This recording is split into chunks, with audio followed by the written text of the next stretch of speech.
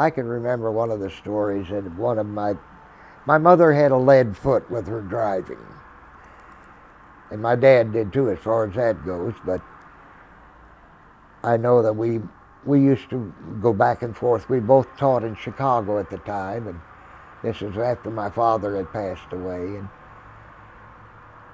we would travel back and forth between Chicago and Fayette, which is quite a distance. We'd go down on Friday after school and come back on Sunday about noontime. We'd try to take off and be on our way back to Chicago. And going down, I was taking a course at one of the universities of Chicago, and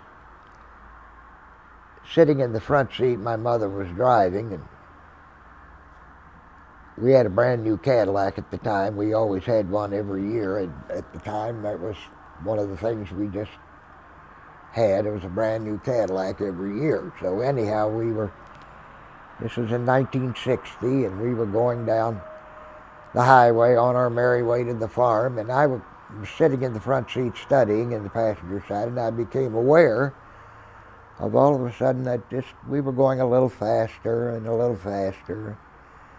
A little faster, and I leaned over and kind of looked at the speedometer, and we were sitting on 90, and I didn't say anything because I'm pretty much used to her driving that way, so